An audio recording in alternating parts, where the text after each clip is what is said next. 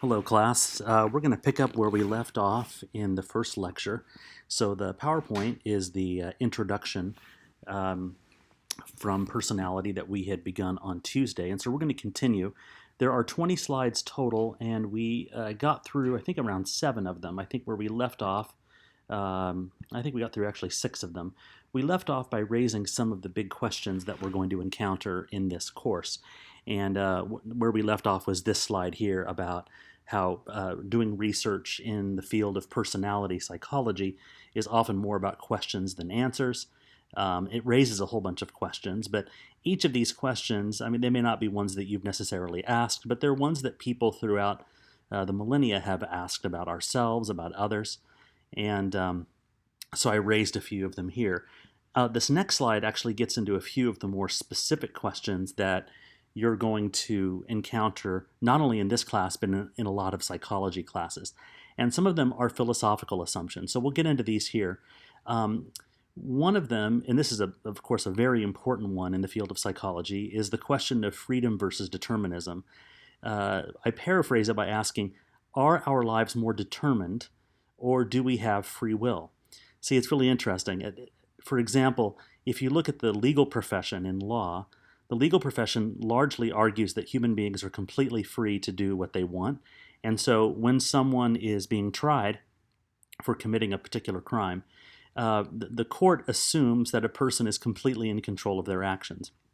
But if you ask a psychologist, is a person completely in control of their actions? They'll say, well, yeah, human beings are essentially free, but there's a whole lot of their lives that are not really up to them. For example, we can have genetic influences, we can have environmental influences, and of course, psychologists have been studying how we can manipulate people for better or for worse for many, many years. And so this is a big question. And so as you approach this personality course, one question to ask yourself could be, as I think about the kind of person I am, do I live my life in such a way to where I feel like I mainly leave things up to forces beyond my control? Do I basically wait around for fate to take over, or for chance, or for things that are not under my control? Or do I try to control my own life as much as possible? Do I try to act in such a way such that my actions can make a big difference, and that if there's something in this life that I really want, that I have a really good chance of going to get it? Personality doesn't answer that question one way or the other, but it raises the question. Another question, which is closely related, is the question of nature versus nurture, or are we more influenced by our heredity or by our environmental circumstances? Am I a byproduct of my genes, or am I more of a byproduct of my upbringing?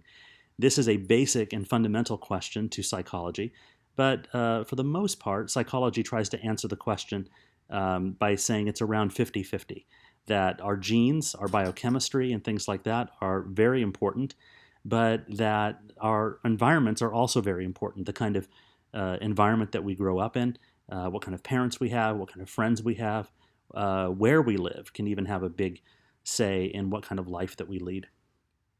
Then, when you're studying personality, another question is, should we focus on the unique aspects of what it means to be human, or should we focus on how human beings are all basically the same? Another way of asking the question is, am I my own person, or am I just like other people? So this is a question that personality tackles as well. One, and this is closely related to the freedom and determinism question, but it's, am I more of a proactive person, or am I more of a reactive person? Do I wait for someone else to make the first move and then live my life in accordance to what other people do, or do I take the initiative in most areas of my life? And then finally, is a question of optimism versus pessimism. Do you feel like you can grow and mature and improve and get better? Do you feel like life is going to get better, or do you feel like things are just going to get worse all the time?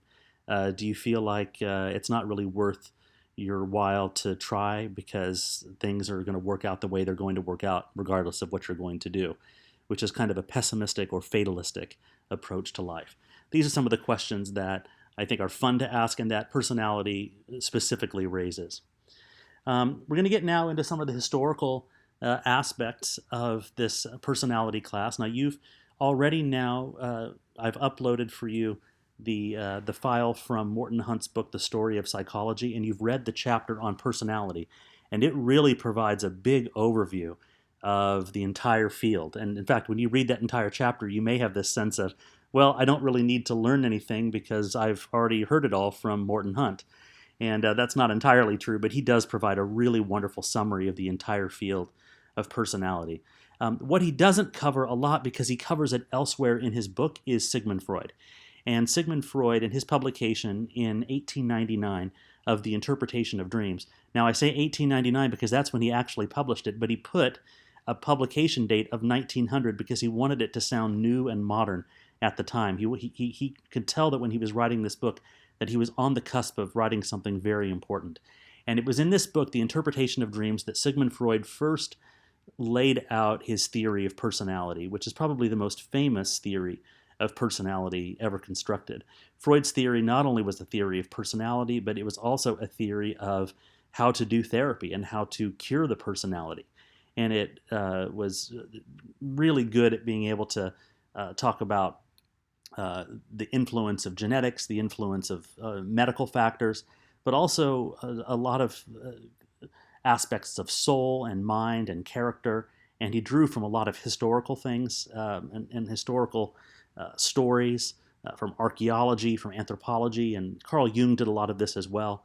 And it was just a fascinating text, and we're going to read that book this semester, so I hope you enjoy it. That was a very big turning point in the formal study of personality. We also want to recognize that religion has a lot to say about personality, especially man's relationship with the gods. And I know that there's the specific one that we here in the United States are a little bit more familiar with, and certainly in the West, which is the immanence of God, the personal relationship that people can have with God through Jesus Christ. But there are a lot of other religions around the world that offer some version of transcendence or some unity with God, not quite the same way that Christianity does, but of course they all do it in their own way. And these religious contributions have a lot to say about how human beings behave. Christianity, for example, talks a lot about the nature of human beings, and especially our brokenness and our sinful nature, and the conflict that exists between what we want to do and what we ought to do. And Freud gets at that very strongly. The theater, which goes back for thousands of years, was an originator of character study and self-observation. This could be as old as the works of Sophocles and the conflict of a character like Oedipus the King, Oedipus Rex, or someone like Shakespeare. I just saw the play Hamlet, which was put into an Academy Award-winning movie back in the 1950s. It was on TV recently, and the character of Hamlet himself is one of the great character studies of all time in terms of conflict. Then famous scientists like Charles Darwin, Karl Marx, and Sigmund Freud, what they did, and some of their major contributions, were they shifted the focus of our study in the sciences away from the nature of God and more on the usefulness of God. This, probably in the last 500 to 1,000 years, is the most significant development in scientific history, and maybe even in philosophical history and anthropological history, because this move, see, it used to be for hundreds and hundreds of years that what philosophers would do is they took for granted the existence of God. What they would try to do is they would try to understand the nature of the universe and understand the nature and the person of God. So they assumed that the universe was able to be studied, and they assumed that God could be known if you studied enough and read the religious documents and studied religious people. But the big shift that took place in the late 19th century, early 20th century really has been the big game changer, and we're still living in the wake of that game-changing revolution. That revolution was typified by people like Friedrich Nietzsche, Charles Darwin, Karl Marx, and Sigmund Freud. What they did was they didn't disprove God. They just said that we shouldn't be trying to study the nature of God. What we should be doing is studying the usefulness of God, or the functionality of God. What purpose does God serve? So Friedrich Nietzsche's famous quote, "God is dead," which everybody quotes. This was probably the most famous quote attributed to German philosopher Friedrich Nietzsche. What most people fail to do is they fail to read the entire quote. What Nietzsche actually said was, God is dead and we have killed him. What he meant by that, of course, was not that they actually killed God. No human being could do such a thing. It's preposterous. What he was saying is that the way that we would try to study God, the way that we would try to understand the nature of God has completely changed. Instead of trying to understand who God was, scientists and a lot of people began asking themselves the question, what good is it if I worship God? What good is it if I believe in God? What function or purpose does believing in God serve in my life? So it wasn't so much that the nature of God changed. It was our questioning why we study God in the first place. That's what changed. And Dietrich Bonhoeffer, the German theologian, the famous German theologian who tried to assassinate Adolf Hitler and was executed for attempting to do so, he talked about what it was like to live in the 20th century in a world, he said, come of age. The world has come of age. It's like for hundreds and hundreds of years we were like fascinated children looking at the universe, and he said now we're like troubled teenagers. We've grown up. We're skeptical. We don't trust things very much. This was a big scientific shift that took place in the late 19th century, early 20th century, and we're still attempting to deal with this. Other historical factors include the advent of psychological testing. You probably read in Hunt's textbook that the first big test that was ever published was the personal data sheet from World War I, when all these soldiers were suddenly drafted into the United States Army, and we needed a very quick way to try to weed out the people who had severe mental illness or were sociopathic, because they would not do very well in the Army. And so this test was invented, and it was the first mass-produced test, and it was used in the military. One thing that you will find in studying psychological history is that the war often corresponds with some major scientific developments, sometimes for good, oftentimes for evil. This growth in psychological testing was very consistent with the spirit of the times, because in the 1900s, in the early 1900s, there was a major obsession with measurement in science. If you think about all of the major discoveries, what is the height of the tallest mountain? How deep is the deepest point in the ocean? What's the lowest temperature ever recorded? These kinds of extreme measurements were all found around this time. Basically late 1800s to mid 1900s, major discoveries were made during this era because the world of science became obsessed with trying to measure everything they could get their hands on. And psychological testing just grew and grew and grew and grew. And throughout the 20th century, thousands of psychological tests were published. And today there are maybe even in the tens of thousands of psychological tests that are out there. Most of them not very good, but many of them extremely useful. We're going to try to study some of them here pretty soon. This paved the way, this growth in psychological testing, this paved the way for people having measurable psychological variability. That is, the differences in their personality could be measured. Now remember, from the first class, we talked about how personality is a construct, maybe the most important construct. And by construct, we mean something that you can't measure directly, but you assume is true. You measure it indirectly. Like, for example, in personality, we might say, that guy's a narcissist. He's really full of himself. Well, how would you actually measure how much of a narcissist someone is? You can't hold his narcissism in your hand. You can't look at it under a microscope. You can't take a biopsy of it and examine it for its chemical content. No, narcissism we assume is a characterological trait, but we also assume that it's very real, that it's a real thing. And so what psychologists became really good at is testing things that are very difficult to test, testing dispositions of people. This really grew, and we still do this kind of thing to this day. We have tests like the Myers-Briggs and other tests like that try to get at measuring human characteristics. Three big names early in the field of personality psychology would be Gordon Allport, Kurt Leuven, and Henry Murray. The author of your text, Hunt, talks about Allport and Leuven. Allport and Murray, but leaves out Kurt Leuven. And by the way, I'm going to take a break right now because my cat needs to be let out, so just pardon me for 20 seconds.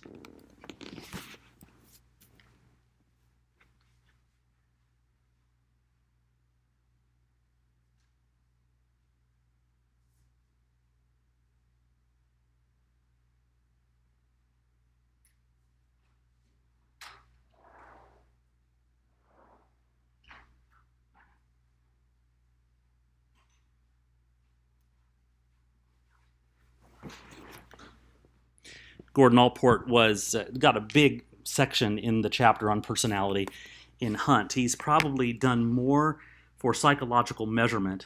No, not probably, definitely.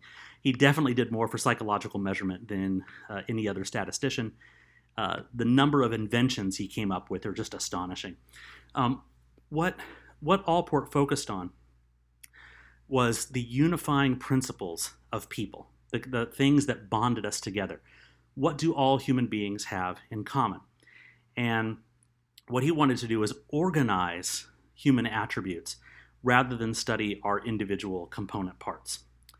Kurt Leuven is a Gestalt psychologist, and we will talk about the term Gestalt and the Gestalt movement in psychology a little bit more in other classes, but some of you may have heard this term before. Gestalt is a German word that's difficult to translate into English because there's no corresponding word that perfectly fits it. Some people translate it as form, some people translate it as pattern, some people translate it as configuration. But basically what the term means is that there is this feeling of satisfaction that comes when we have completeness or wholeness, when there is a certain kind of order in something. And psychologists have long noted that human beings love having everything in order. Like if you're listening to music and the last note in a scale has been left out, there's this feeling of dissatisfaction. And then when that note is finally played, there's a feeling of satisfaction.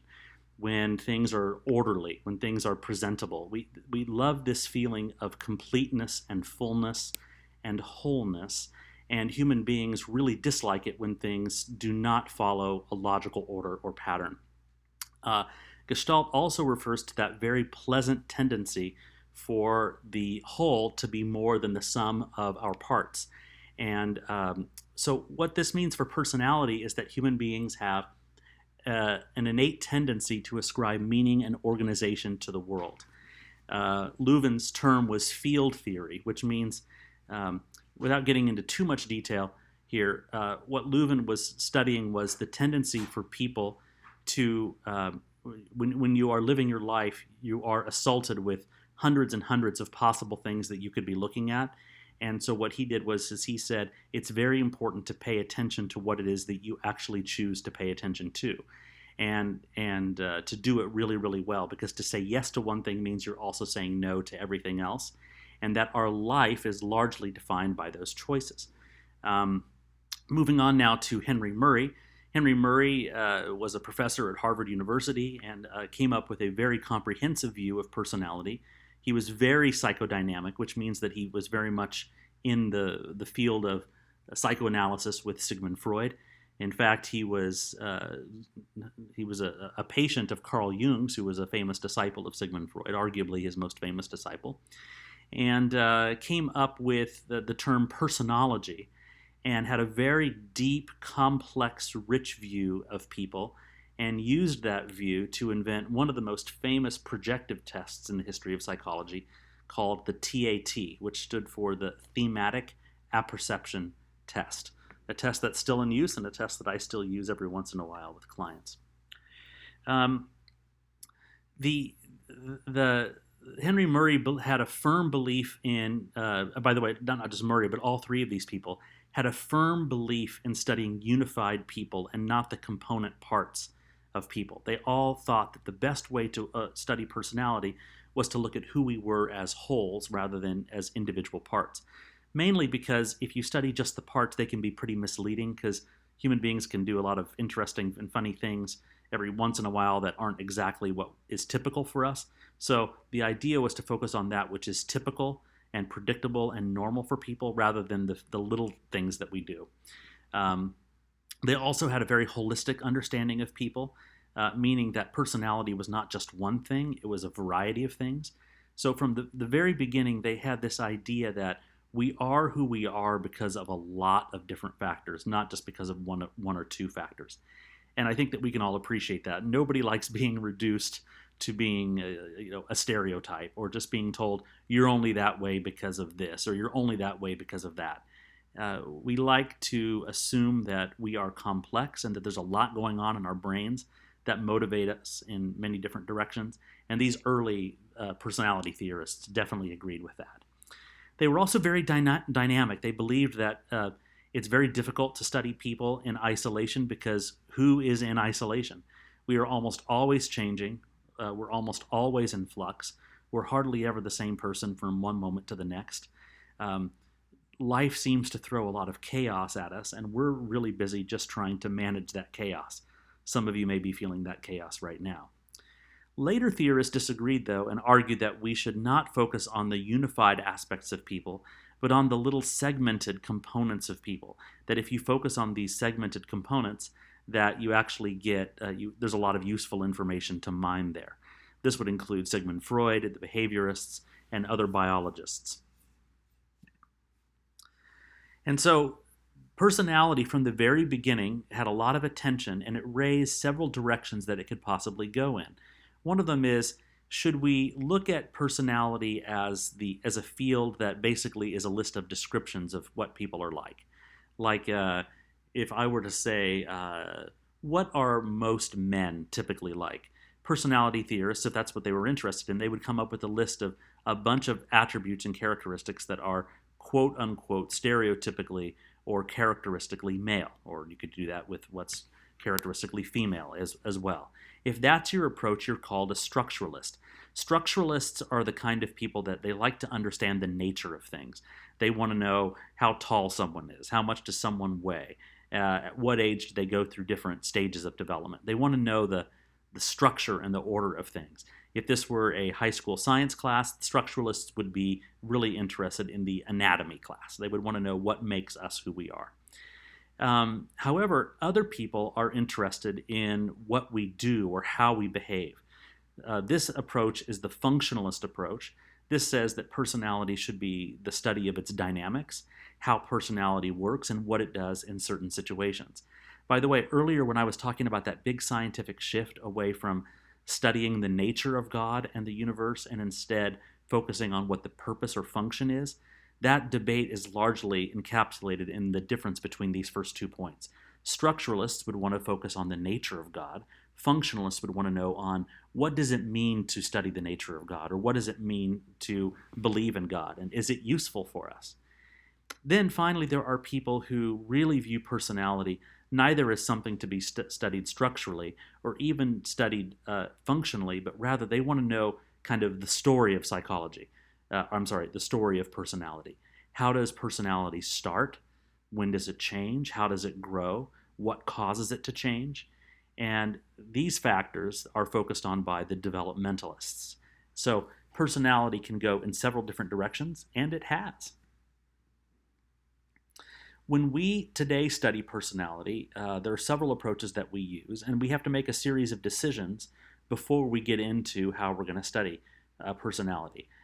First is that we must be committed to the scientific method. Psychology, of course, is very committed to the scientific method, and we tend to really downplay a lot of observations that were done non-scientifically. And unfortunately, in the field of personality, there's a lot of stuff that's not very scientifically sound, especially in personality assessment. So we must be making empirical observations and conducting experiments. One of the decisions we have is to decide whether we're going to be engaging in inductive versus deductive research. You guys have probably heard of these terms before, inductive and deductive.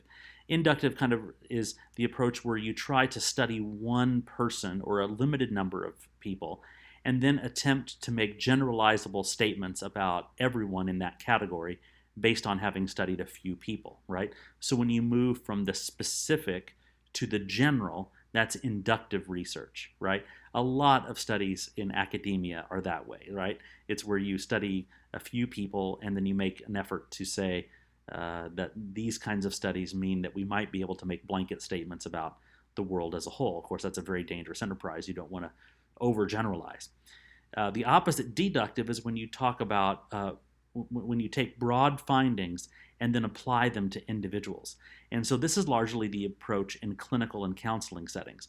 So if a patient comes into my office complaining of several issues, what I have inside of me as the therapist is the knowledge of what happens to most people based on research who are depressed, who are anxious, and I try to come up with a really good intervention, not necessarily only based on what the person is telling me, but also based on being informed by what has worked with other people in other settings and in other contexts. Doesn't always work, but it's really helpful, right? So these are the two approaches, inductive versus deductive.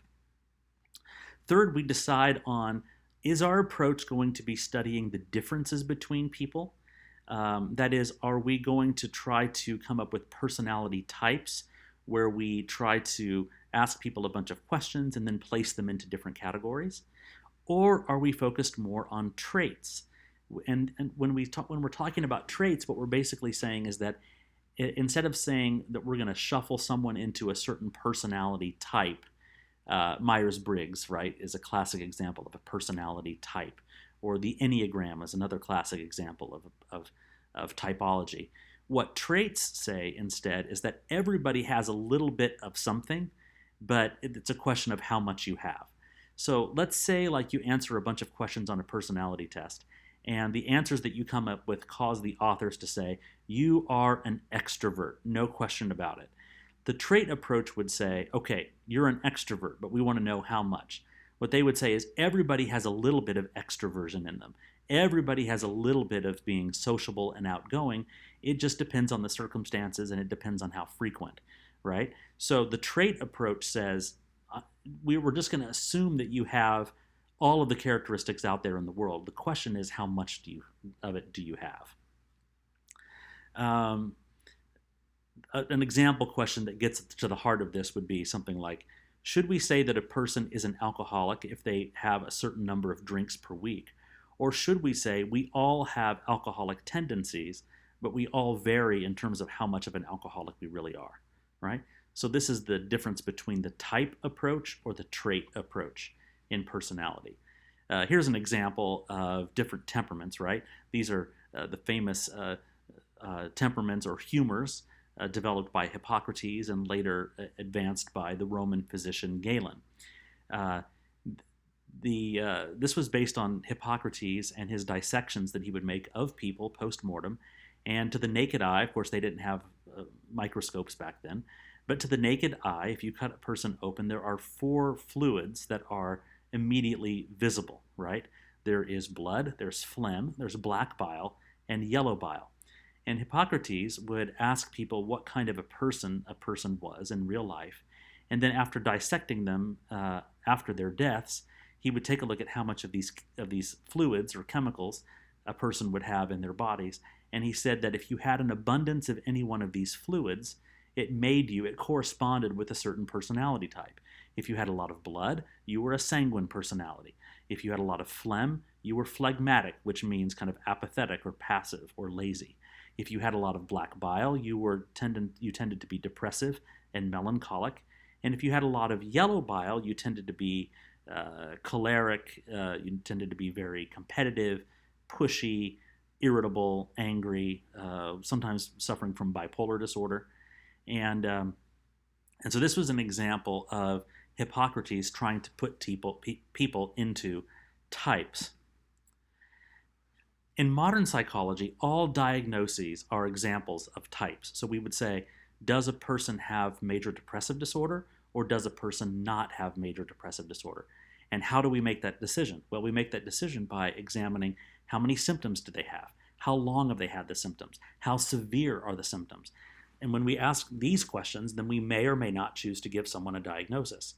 And it's an all or nothing thing. There's no such thing as like, well, as it turns out, there is kind of a moderate version or a mild version of depression called dysthymia.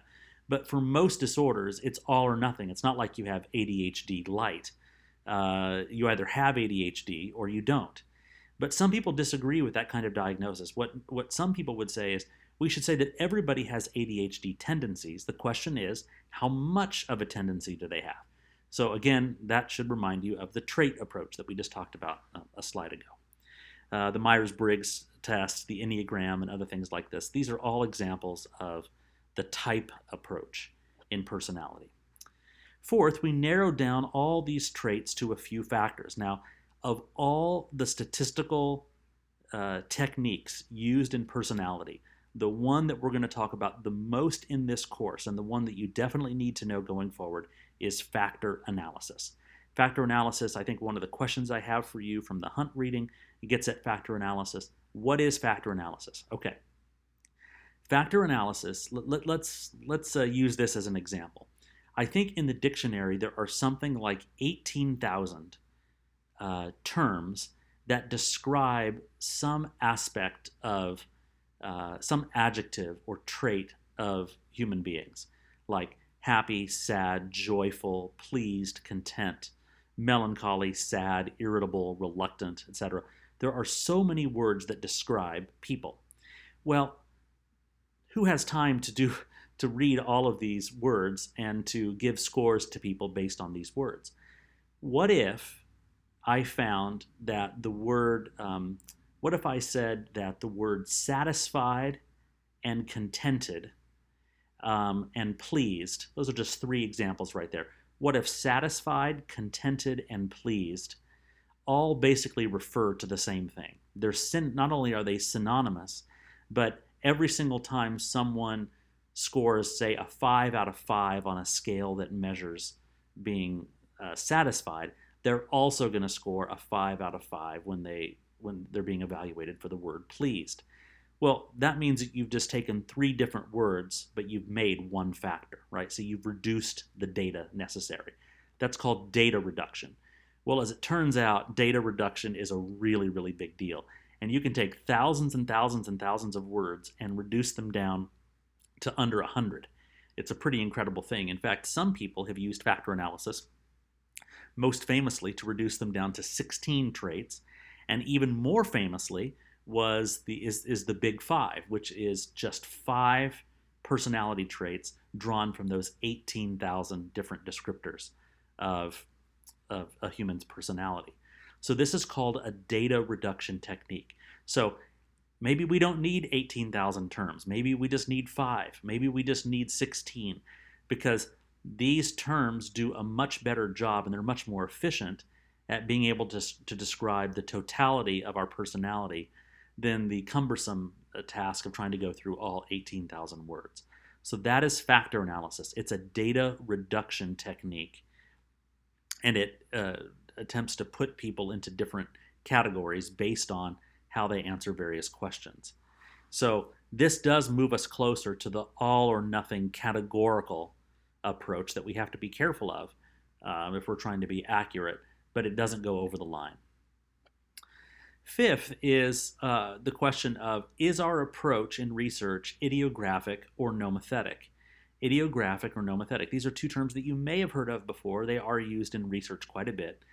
When we're studying something that is common to all people, then we're using a nomothetic approach. If I say all people like to have friends, that is a nomothetic approach. If I set up a study that was designed to assess whether that's true or not, and I come to find out that everyone likes to have friends, even people that say they don't like to have friends, they still like to have friends. If I can say that that's something that's common to all people, we all like to have friends, that's a nomothetic understanding of personality. However, if I were to say something like, some people like this, but other people like this, and you as an individual, you may be the only person in the world who likes this particular thing. If there's something very unique or discrete or particular to you, and we study that, that's called the idiographic approach. So the idiographic approach takes a look at who you are compared to others, especially in terms of differences. Whereas the nomothetic approach is the approach where you're looking at commonalities for all people. So 2 ways to ask a question. A nomothetic question would be, what can we conclude about all Fresno Pacific University students? An idiographic example might be, what can we conclude about one Fresno Pacific University student? Or you can expand that a little bit. You can say, let's compare all Fresno Pacific students to only Fresno Pacific University seniors, or only Fresno Pacific University sophomore males. That would be an example of using a nomothetic approach and then comparing it with an idiographic approach. The advantage of the nomothetic approach is that you can get massive amounts of data by studying these commonalities to all people. But of course, the problem with that then is that you don't capture the individual uniqueness of a person, which can be so valuable. Um, the advantage of the ideographic approach is that it's easier to do. You can go much more in depth with people. The problem is you just usually don't have enough time to be able to do a lot of studies of individual people. And so it makes it very difficult to generalize your findings to the larger population. So psychologists, when faced with these decisions, usually do a little bit of both. There are very few studies that are completely exclusive or just purely looking at one area. We tend to, as psychologists, combine things all the time. In fact, even if you set out to do a nomothetic study, when you compare it to other studies, it might be ideographic by comparison. So we end up usually having our feet in a whole bunch of different approaches in personality. But anyway, that's how it goes. I like this. How about this for a kind of a cop-out statement? But it's true. This is from Saul Kassin, a great psychology writer. He said, if I could summarize all of psychology into one sentence, it would be everybody is basically alike, but no two people are the same. David Myers, who's the author of the social psychology text that I use for the social psychology class, and I think we also use David Myers as the author for some of the general psychology textbooks that we use. He said something very similar. He said if he could summarize all of psychology into one sentence, it would be, no, we're all basically the same, but no two people are exactly alike.